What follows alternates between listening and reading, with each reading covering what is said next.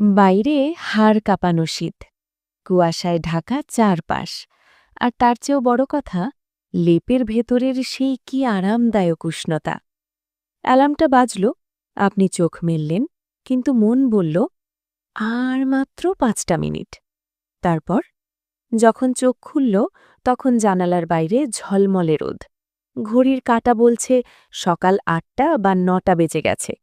বুকের ভেতরটা কেমন যেন ধক করে উঠল, তাই না?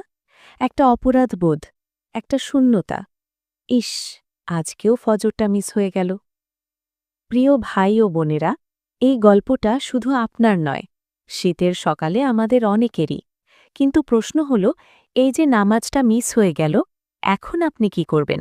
আল্লাহ কি আপনার উপর রাগ করেছেন, নাকি এখনও ফিরে আসার সুযোগ আছে? আজকের ভিডিওতে আমরা জানব শীতে ফজর কাজা হয়ে গেলে শরীয়ত কি সমাধান দেয় এবং কিভাবে আমরা এই অলসতাকে জয় করতে পারি। আসসালামু আলাইকুম ওয়ারাহমতুল্লাহি ওয়াবারাকাতুহু। শীতকাল মুমিনের জন্য বসন্তকাল। রাসূলুল্লাহ সাল্লাল্লাহু আলাইহি ওয়াসাল্লাম এমনটাই বলেছেন। কারণ শীতের রাত দীর্ঘ হয়, তাই আরাম করে ঘুমিয়েও তাহাজ্জুদ পড়া যায়, আর দিন ছোট হয় বলে রোজা রাখা সহজ হয়।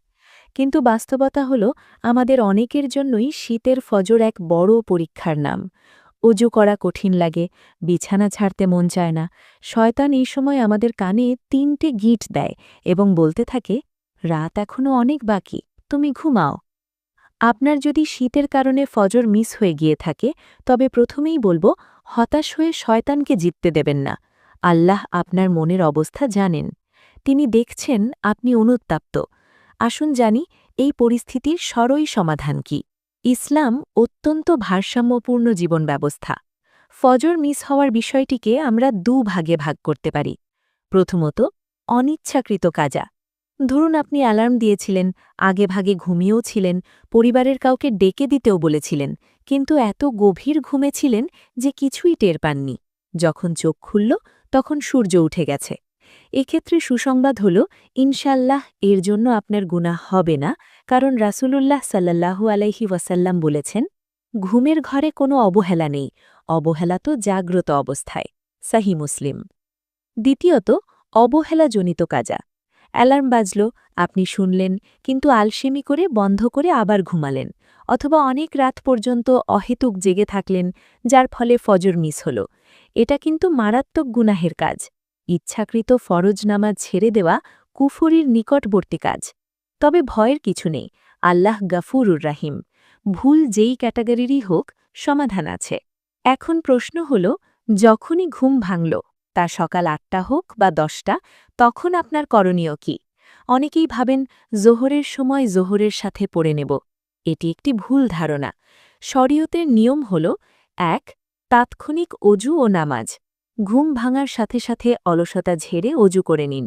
সূর্য ওঠার সময় সূর্যোদয়ে ২০ থেকে ২৩ মিনিট পর পর্যন্ত নামাজ পড়া নিষিদ্ধ। এই সময়টুকু পার হয়ে গেলে দেরি না করে সাথে সাথেই ফজরের ২ রাকাত সুন্নত এবং ২ রাকাত ফরজ কাজা পড়ে নিতে হবে।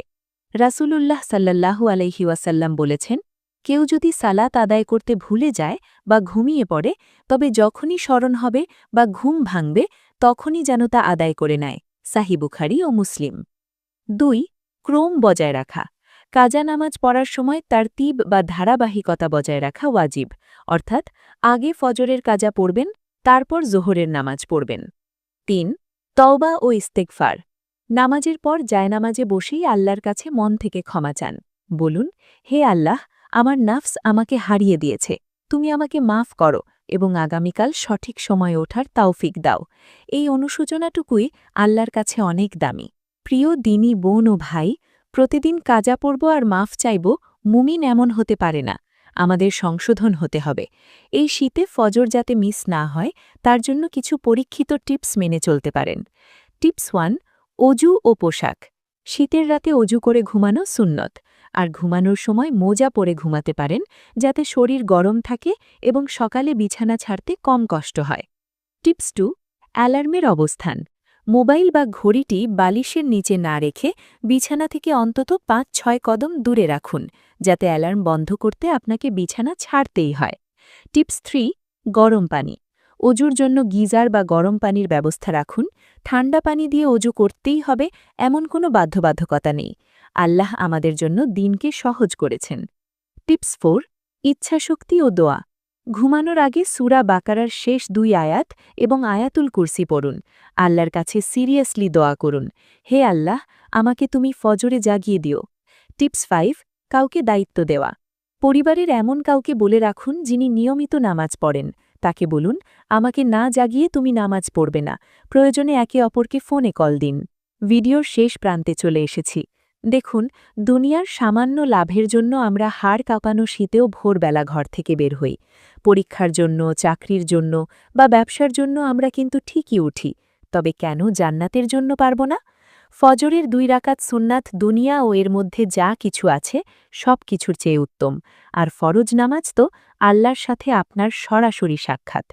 শীতের এই কষ্টটুকু, কনকনে ঠান্ডা পানিতে অজু করা, এর প্রতিটা ফোঁটায় আল্লাহ আপনার গুনাহ ঝরিয়ে দিচ্ছেন। এই সাময়িক কষ্ট হাসরের ময়দানে আপনার জন্য নাজাতের উসিলা হতে পারে।